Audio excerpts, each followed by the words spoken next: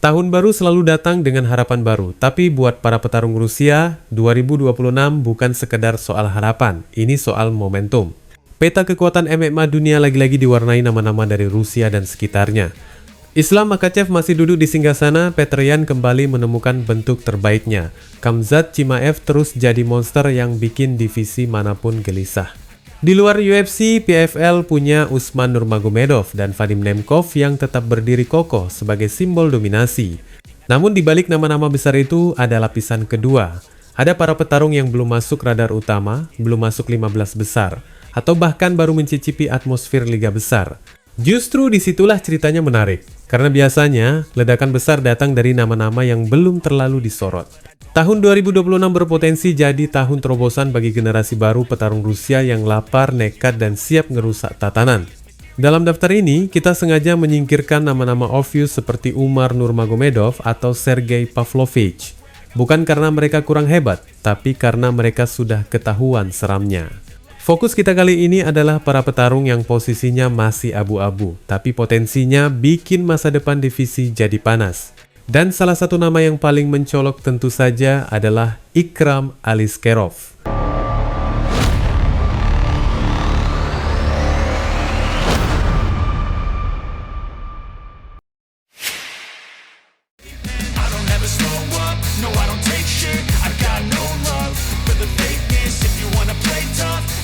Sejak awal masuk UFC, Aliskerov kayak anak emas. Promosinya gede, lawannya berat-berat. UFC seolah nggak mau buang waktu buat ngetes dia pelan-pelan.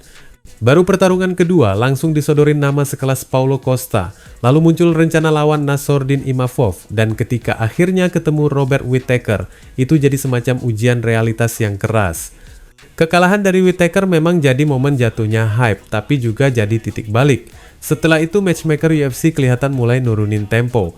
Aliskerov nggak lagi dilempar ke singa paling buas di kandang, tapi dikasih ruang buat tumbuh. Hasilnya, 2 kemenangan yang solid.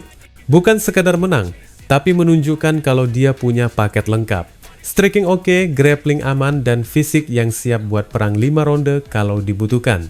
Di kelas menengah, Rusia lagi rame. Ada Sharabulet dengan gaya nyentrik, ada Azamat Bekoev yang fisiknya brutal, ada Roman Kopylov yang strikingnya licin. Tapi dibanding mereka semua, Aliskerov terlihat paling seimbang. Dia nggak terlalu bergantung pada satu senjata, dan itu bikin dia lebih fleksibel menghadapi berbagai gaya. Kalau 2026 berjalan mulus, bukan nggak mungkin di akhir tahun kita sudah lihat nama Ikram Aliskerov nongkrong di peringkat 10 besar.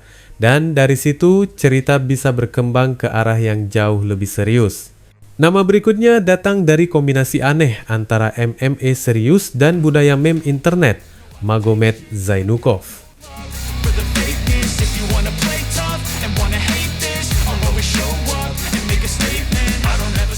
Di Dana White's Contender Series musim gugur lalu, Zainukov tampil gila, performanya agresif, penuh tekanan, dan nyaris ditutup dengan KO. Secara teknis, dia sudah menunjukkan kualitas petarung UFC.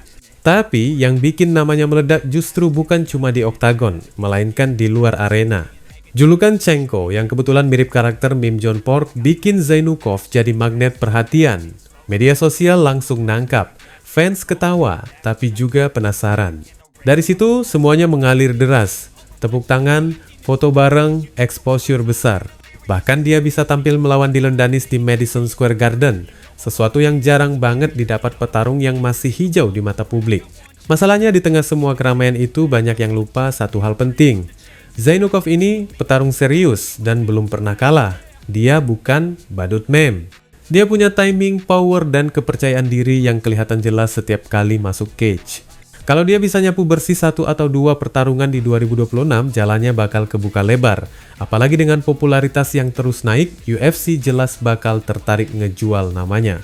Di era sekarang, skill dan marketability jalan bareng, dan Zainukov punya dua-duanya. Nama berikutnya, tapi mungkin yang paling liar ceritanya, adalah Baysangur Susurkaev.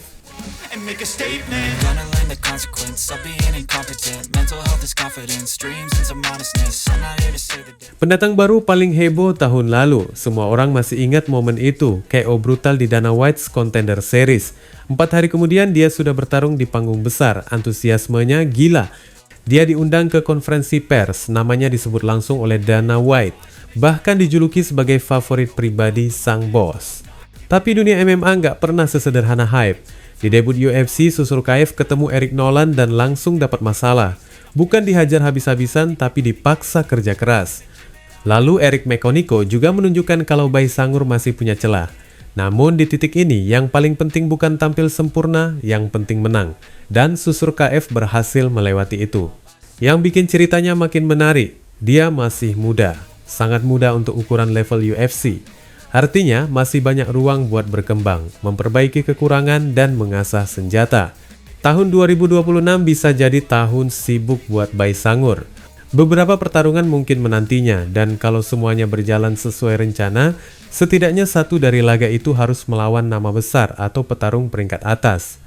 Disitulah kita benar-benar bakal tahu apakah dia cuma produk hype atau memang calon bintang besar. Nama berikutnya juga mungkin paling diwan-wanti lawan, Abdul Rahman Yahyaev.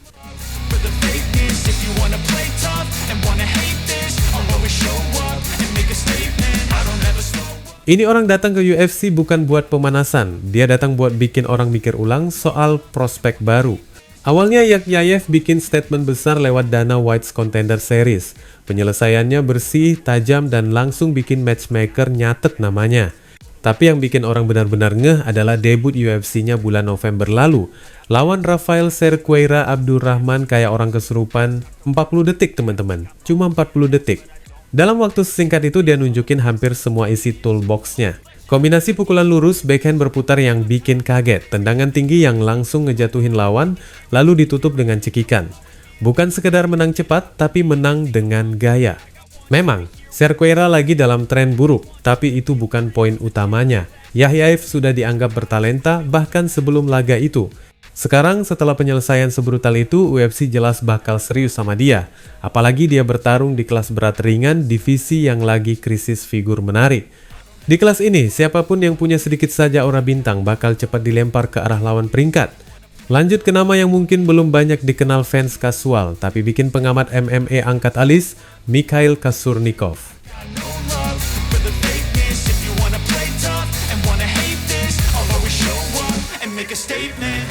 Ini bukan petarung MMA yang biasa, ini adalah monster combat sambo, 3 kali juara dunia. Dominan di hampir setiap turnamen yang dia ikuti. Secara fisik siap, secara mental sudah teruji, dan sekarang dia sedang bersiap transisi ke MMA di sasana milik Fedor Emelianenko. Iya, kita semua tergoda buat narik garis paralel ke legenda. Tapi santai dulu, jalan MMA itu kejam, dan gak semua jago di sambo langsung mulus di cage. Tapi tetap saja titik awal Kasurnikov ini sangat mahal, pondasi grapplingnya kuat, kontrol badannya elit, dan dia masih 27 tahun. Tahun 2026 kemungkinan besar jadi tahun perkenalan, entah lewat debut profesional MMA yang mencolok, atau langsung masuk ke salah satu liga top. Apapun jalurnya, nama Mikhail Kasurnikov ini layak disimpan di kepala, karena kalau transisinya mulus, kita bisa ngomongin calon ancaman serius di masa depan. Dan terakhir kita tutup dengan sosok yang mungkin paling diam-diam mematikan, Amru Magomedov.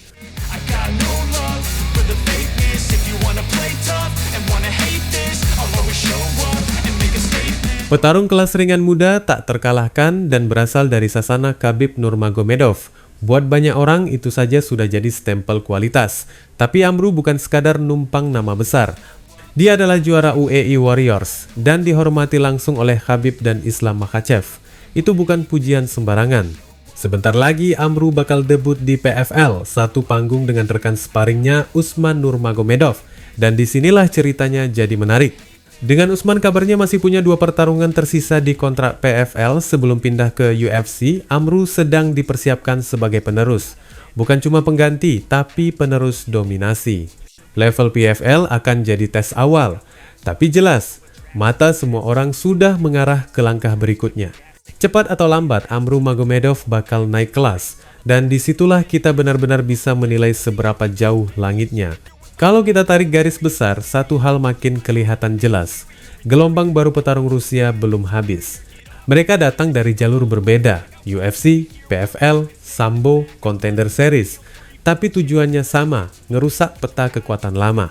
2026 bisa jadi tahun transisi, bisa jadi tahun kejutan, atau bisa jadi tahun di mana nama-nama ini berubah dari prospek jadi masalah nyata buat divisi masing-masing. Dan menurut teman-teman, siapa yang bakal meledak paling keras di 2026? Wassalamualaikum warahmatullahi wabarakatuh.